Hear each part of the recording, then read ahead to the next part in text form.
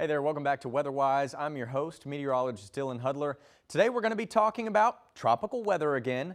And I know as we enter a new month here, going into October now, we're looking for some different things with hurricane season. Storms start to behave a little bit differently, so I'm going to be talking to you about the formation zones in October, kind of where we expect these storms to form, because it's a little bit different than what we've been used to.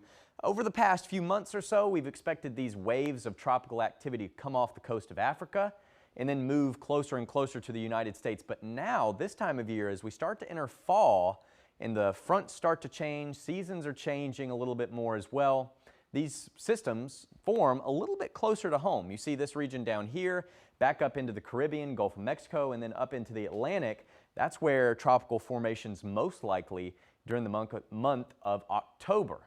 Impacts in the northwestern Caribbean, Florida Panhandle, and up the East Coast are more common during this time of year. So one scenario we look for is a system down here in the Caribbean forming, spinning up. A good example of this is Hurricane Michael or Superstorm Sandy from years past. This point A represents a disturbance that might try to form down here. And usually this time of year, the steering currents take it up through the Caribbean, across Cuba, and then it kind of wiggles up the east coast there. You see in this most likely area of tropical formation during the month of October. So this is one of the favorite traps we look for. Most commonly, systems form down here in the Caribbean.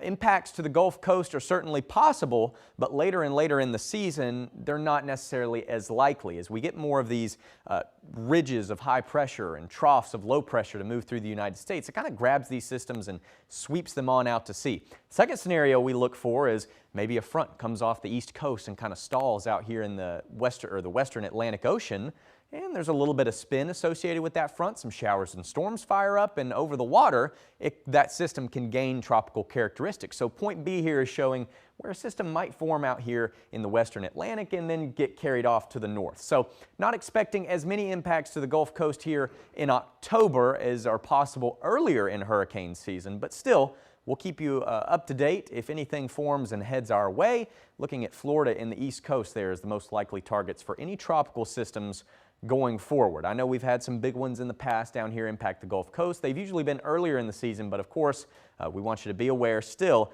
and we'll let you know if we see anything brewing in the tropics that could have an impact to our Mississippi or Alabama coast. Something interesting there for you, what we're looking out for during the month of October with hurricane season. If you have any questions, feel free to send me an email, weather@wcbi.com, or maybe comment a future WeatherWise topic on our social media pages. Reach out to us, let me know what you think and what you want to see next. That's all I have for you in this edition of WeatherWise. Until next time, y'all take care. WeatherWise is brought to you by Four County Electric Power Association.